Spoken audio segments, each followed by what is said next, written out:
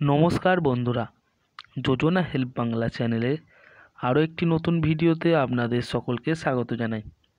সরকারি কর্মীদের জন্য রয়েছে বিরাট খুশির খবর। পুজোর আগেই বাড়ছে সরকারি কর্মীদের বেতন। এক লাফে প্রায় 4% হারে বাড়তে চলেছে বেতন। সরকারি দপ্তরের সমস্ত স্থায়ী কর্মীদের জন্য এই বিজ্ঞপ্তি। তো কাদের ক্ষেত্রে বেতন বাড়ছে, কতটা পরিমাণেই বা বেতন বাড়ছে এবং বর্ধিত বেতনই বা কবে থেকে কার্যকরী হবে, এই সংক্রান্ত বিস্তারিত জেনে নিন আজকের এই ভিডিও থেকে। তাই ভিডিওটি স্কিপ না করে প্রথম থেকে শেষ পর্যন্ত দেখুন। আর চ্যানেলে নতুন হলে অবশ্যই চ্যানেলটি সাবস্ক্রাইব করে নেবেন। যে কোনো সময় অ্যাকাউন্টে ঢুকবে কাঁড়ি কাঁড়ি টাকা, সরকারের তরফে খবর। কথা থাকলেও সেপ্টেম্বরে বাড়েনি ডিএ, তবে অক্টোবরেই কনফার্ম। পুজোর আগেই সুখবর দিতে চলেছে কেন্দ্রীয় সরকার। রিপোর্ট অনুযায়ী তাই জানা যাচ্ছে।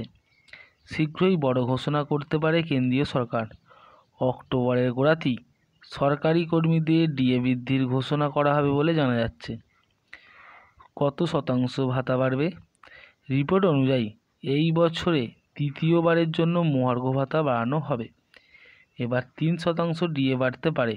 আবার কোথাও কোথাও বলা হচ্ছে ডিএ 4% পর্যন্ত বাড়তে পারে, অর্থাৎ 3 থেকে 4% কনফার্ম ধরে নেওয়া যায়। যদিও 3% ডিএ বৃদ্ধির সম্ভাবনাই বেশি। ফলে এক ধাক্কায় অনেকটাই বেতন বাড়বে কেন্দ্রীয় সরকারি কর্মীদের।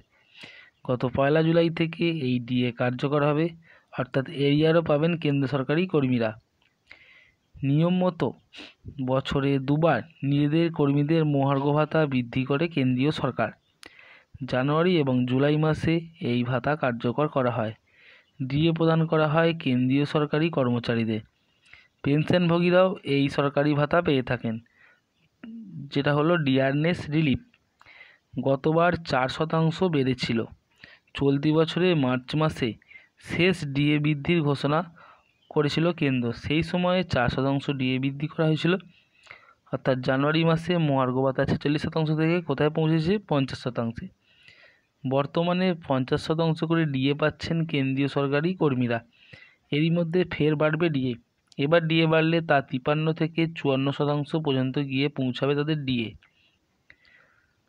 শুধু ডিএ নয়, তার পাশাপাশি রেয়াতযোগ্য ভাড়া, কমিউটেশন, নতুন বেতন কমিশন গঠন এবং প্রবীণ নাগরিকদের জন্য রেল ভাড়ার ছাড়ের বিষয়কেও বিবেচনা করছে মোদী সরকার। তবে ডিএ 50% পৌঁছে যাওয়ার পরও এবার বেসিক বেতনের সঙ্গে আর যোগ হবে না। বাড়ি ভাড়া সহ বাকি যে ভাতাগুলি রয়েছে বা অ্যালাউন্স রয়েছে তার সঙ্গে যুক্ত হবে, অর্থাৎ অষ্টম পে কমিশন গঠন না হওয়া পর্যন্ত এই পদ্ধতি চলতে থাকবে বলে অনুমান। তো বন্ধুরা, এই ছিল কেন্দ্রীয় সরকারি কর্মচারীদের ডিএ বৃদ্ধি সংক্রান্ত আপডেট, যেটা 3 থেকে 4% পর্যন্ত বাড়তে পারে। তো তবে ধরে নেওয়া যায় যে 3%ই বাড়বে এবং যা কার্যকরী হবে 1 জুলাই থেকে। আর এইটার যে কার্যকরী সেটা বর্তমানে মূল বেতনের সঙ্গে যুক্ত হবে না, অর্থাৎ যে ডিএটা বৃদ্ধি করা হবে সেটা হোম রেন্ট অ্যালাউন্স বা ইত্যাদি আরও যেসব ভাতা রয়েছে তার সঙ্গে যুক্ত হবে, যতদিন পর্যন্ত না অষ্টম পে কমিশন গঠিত হচ্ছে। তো যদি ভিডিওটি ভালো লাগে অবশ্যই চ্যানেলটি সাবস্ক্রাইব করে নেবেন এবং পাশে থাকবেন। ধন্যবাদ।